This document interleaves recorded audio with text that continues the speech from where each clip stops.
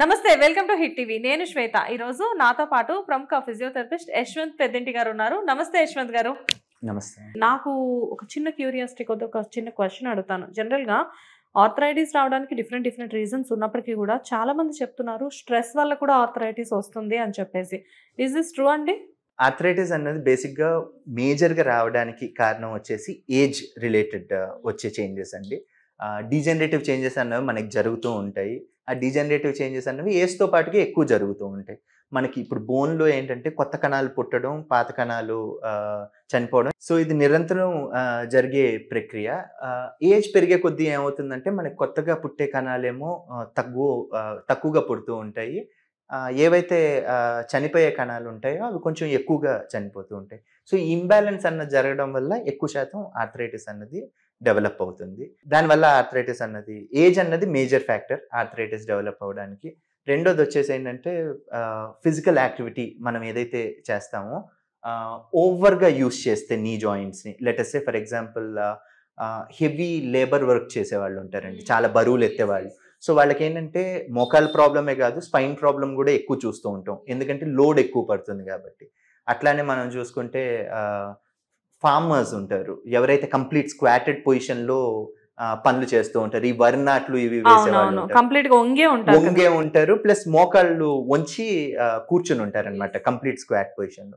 వాళ్ళల్లో కూడా ఎక్కువ అరుగుదల అన్నది చూస్తాం. అలానే ఏంటంటే ఈ స్ట్రెస్ అన్నది డైరెక్ట్గా మనకు ఆర్థరైటిస్ మీద ప్రభావం చూపెట్టకపోయినా ఈ స్ట్రెస్ వల్ల ఏంటంటే ఒక అన్హెల్దీ వెయిట్ అన్నది మనం గెయిన్ అయ్యే ఛాన్స్ ఉంటుందండి. ఎందుకంటే మోస్ట్లీ ఈ రోజుల్లో స్ట్రెస్ వల్ల ఓవర్ ఈటింగ్ అన్నది చూస్తున్నాం, జంక్ ఫుడ్ కన్జ్యూమ్ చేయడం, ఇట్లాంటి దానివల్ల ఏమవుతుందంటే plus sedentary life style. So దీనివల్ల ఏమవుతుంది, నార్మల్గా ఉన్న వెయిట్ కంటే కూడా ఎక్కువగా పుట్ ఆన్ అవ్వడం. సో వెయిట్ పుట్ ఆన్ అయ్యామంటే it is nothing but we're putting more load on our joints.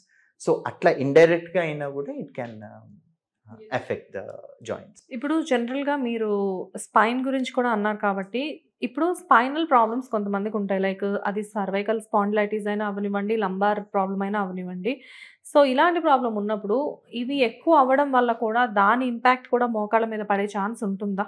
Spine అన్నది మనకి central structure of our human body అండి. సో మనకి ఏదైతే వెయిట్ ఖచ్చితంగా ఉంటుంది మీరు అడిగినట్టు. ఎందుకంటే ఇప్పుడు స్పైన్ లో మనకి ఒక డిఫార్మిటీ ఏదైనా ఉంది, let it be at the cervical level కానీ, మిడ్ థొరాసిక్ లెవెల్ కానీ, లేకపోతే లంబార్ లోవర్ బ్యాక్ లో అయినా కూడా ఇప్పుడు ఈ కర్వేచర్ మనకి నార్మల్గా స్పైన్కి ఉన్న కర్వేచర్ ఏదైతే చేంజ్ అవుతుందో దాన్ని బట్టి వెయిట్ మన బాడీ మీద డిస్ట్రిబ్యూట్ అయ్యే విధానం కూడా మారుతుందండి. సో ఏదైనా నెక్లో ప్రాబ్లం ఉన్నా, మిడ్ బ్యాక్లో ఉన్నా, లోవర్ బ్యాక్లో ఉన్నా కూడా మీరు అడిగినట్టుగా this can impact the knee joint health. Okay. And ఇప్పుడున్న ప్రజెంట్ లైఫ్ స్టైల్ గురించి మీరు మాట్లాడుతున్నారు కదా, లైక్ అంటే మీరు అన్నట్లుగానే స్ట్రెస్ లెవెల్స్ ఎక్కువ ఉన్నప్పుడు జంక్ అనేది చాలా ఎక్కువగానే వెళ్తూ ఉంటుంది. కానీ ఆ జంక్ అనేది తీసుకోవడం వల్ల, కొన్ని రకాల సాల్ట్స్ తీసుకోవడం వల్ల, ఇప్పుడు చైనీస్ సాల్ట్ ఇలాంటివి చాలా ఉంటాయి, ఇలాంటివి తీసుకోవడం వల్ల కూడా బోన్స్లో అరుగుదల అనేది ఎక్కువైపోయి దానివల్ల కూడా నొప్పులు అనేవి రావడం జరుగుతూ ఉంటుంది అని చెప్పేసి అంటారు. అది ఎంతవరకు నిజం? ఇప్పుడు మనం ఒకటి ఫుడ్ ద్వారా, డైట్ ద్వారా ఏదైతే కన్జ్యూమ్ చేస్తామో దాని ద్వారా మనకి ఈ బోన్లో ఫామ్ అయ్యే కాల్షియం కానీ, డిపాజిట్స్ కానీ చేంజ్ అన్నది ఉంటుందండి. రెండోది ఏంటంటే మనం ఫుడ్ ఎట్లాంటిదైనా, ఇప్పుడు ఇష్టమైన ఫుడ్ని మనం కంప్లీట్గా ఆపి ఉండాలన్నా కూడా అది కూడా ఒకలాంటి స్ట్రెస్ ఏనండి మళ్ళీ. సో ఏంటంటే కంప్లీట్గా అవాయిడ్ చేయడం కాదు, ఫస్ట్ థింగ్ లిమిట్ చేసుకోవడం అన్నది మనకు తెలియాలి. రెండోది ఏంటంటే ఈ ఆస్టియోపోరోసిస్ అన్న కండిషన్ మీరు ఏదైతే చెప్తున్నారో, ఆస్టియోపోరోసిస్ కండిషన్ రాకుండా ఉండాలంటే స్ట్రెంగ్త్ ట్రైనింగ్ చేయాలండి. ఎప్పుడైతే మీ బోన్ యొక్క స్ట్రెంగ్త్ అన్నది బిల్డ్ అవ్వాలి లేదా మెయింటైన్ అవ్వాలి, ఆస్టియోపోరోసిస్ లాంటి కండిషన్స్కి వెళ్లకుండా ఉండాలి అన్నట్టయితే, ఆస్టియోపోరోసిస్ అంటే బేసిక్గా బోన్స్ అన్ని బ్రిటిల్ అయిపోతాయండి, దాంట్లో ఉండాల్సినంత శక్తి ఉండదు అన్నమాట. సో ఈ పరిస్థితికి వెళ్లకుండా ఉండాలి అన్నట్టయితే బోన్స్ మీద, జాయింట్స్ మీద మనం లోడ్ చేయాలి. మనం లోడింగ్ అన్నది చేస్తే ఆస్టియోపోరోసిస్ అన్నదాన్ని మనం నెట్టుకుంటూ వెళ్ళే ఆస్కారం ఉంటుందండి. అలా కాకుండా అయితే ఎర్లీ స్టేజెస్లోనే మనకి ఇప్పుడు మీరు అడుగుతున్నట్టుగా 30-40sలోనే బోన్స్ బ్రిటిల్ అయ్యి మజిల్ వీక్నెస్ వల్ల జాయింట్ పెయిన్స్ రావడం ఇవన్నీ కూడా ఎక్కువ చూస్తాం. ఓకే. అండ్ మీ దగ్గరికి ఒక పేషెంట్ ఇప్పుడు సేమ్ ఇలానే పెయిన్తో వచ్చారనుకోండి, మోకాళ్ళ నొప్పులతోటి, ఫస్ట్ మీరు వాళ్ళకి ఇచ్చే ట్రీట్మెంట్ ఏ రకంగా ఉంటుంది సార్? ఫస్ట్ థింగ్ ఏంటంటే ఫిజికల్ అసెస్మెంట్ అన్నది చేయాల్సి ఉంటుందండి.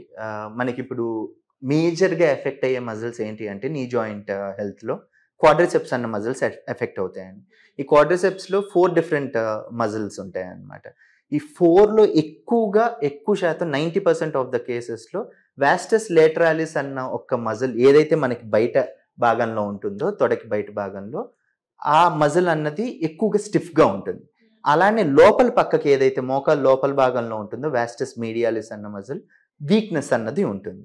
సో మేజర్గా ఈ 2 ఫ్యాక్టర్స్ వల్ల కూడా మనకి పెయిన్ అన్నది ట్రిగ్గర్ అవుతుంది అనమాట. ఈ రెండింటిని మనం ఫస్ట్ అసెస్ చేసుకోవాలి. అలానే మిగతా 2 మజిల్స్ని కూడా మనం అడ్రస్ చేసుకోవాలి.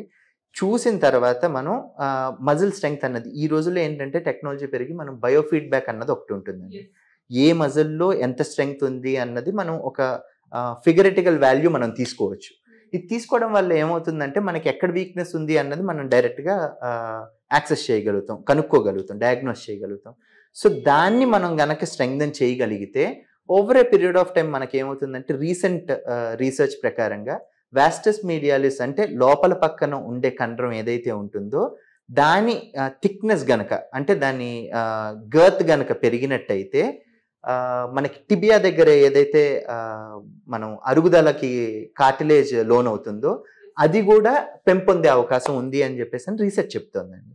సో బేసిక్గా ఇట్లా మనం ఐడెంటిఫై చేసుకుని ఫస్ట్ ఏది కారణం అని చెప్పేసి దానికి తగ్గట్టుగా ఎక్సర్సైజ్ అన్నది the best kind of treatment for osteoarthritis అండి, ఇర్రెస్పెక్టివ్ ఆఫ్ ద ఏజ్. అది లెట్ ఇట్ బీ ద పేషెంట్కి 30 years ఉండనివ్వండి, 40 ఉండనివ్వండి, 50 ఉండనివ్వండి, 60 అయినా కూడా exercise is the best medicine. దానికంటే బెస్ట్ మెడిసిన్ ఏమి ఉండదు. కాకపోతే ఏంటంటే దాంతో పాటుగా కొంత న్యూట్రిషన్ అన్నది మనకి యాడ్ అవ్వాలి. అది ఎయిదర్ డైట్ ద్వారా అయి ఉండాలి, లేదంటే కనీసం మనకి సప్లిమెంట్స్ రూపంలో అయినా అయి ఉండాలి. ఈ 2 విధానాల్లో ఏదో ఒక విధానంలో మనం జాయింట్కి అయితే దానికి కావాల్సిన పోషకాహారం ఇవ్వాలండి. Thank you sir, thanks for the nice information. Thank you so much. Thank you. Hit TV app ని డౌన్లోడ్ చేసుకోండి. ఇందులో short news, live news, entertainment movies అన్ని అవైలబుల్ గా ఉన్నాయి. Please download hit TV app. Hit TV app ని ఫ్రీగా download చేసుకోండి.